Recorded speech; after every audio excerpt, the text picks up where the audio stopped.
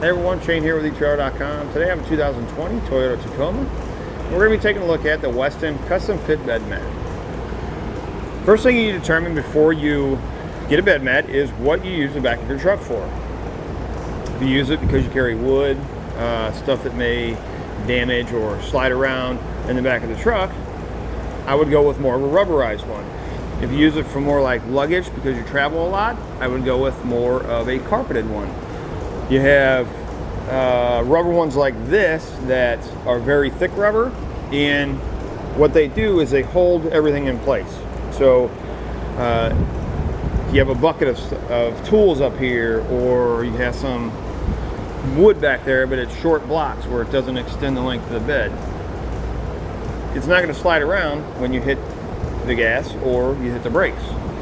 For example of how much grip this bed has, or the mat has. I have a bucket here and it's got a bunch of bolts and stuff in it. On a plastic bed, if it's not tied down,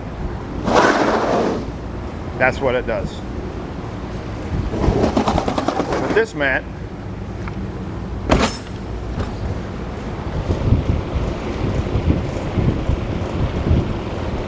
you can actually see I'm able to move the truck with that bucket barely moving on this mat.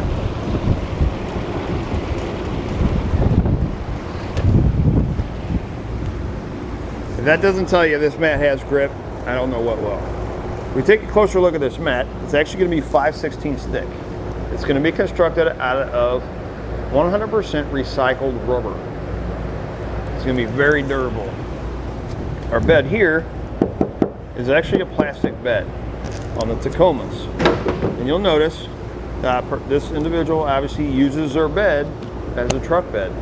They're on wood and stuff in here. The bottom of our mat actually has little nibs on it. This is going to grip to this plastic to keep the mat from sliding around. It's also going to raise the mat up, so if any water happens to get underneath, it allows the bottom of the mat to dry. It doesn't hold moisture. Top of our mat is going to have ribs as well, so if something gets spilled on it, it'll drain down the sides instead of onto the bed of the truck.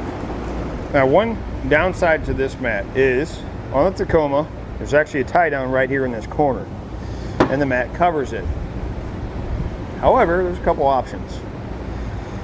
If you use it, it's going to end up folding the mat up like that. Now, the heat will allow it to settle down again. But if it was mine, honestly what I would do is I just cut a little section out right over top of that fastener. That way my mat will lay flat and I still have access to that tie down. This mat, being custom fit, is going to fit the contour, the shape of the truck bed. Really, the installation, not difficult. Just make sure you have the cab side to the one side. Lay it up there, roll the rest of it out. You'll notice how this is it is going to come rolled up in a bag, so you'll notice how this is kind of raised.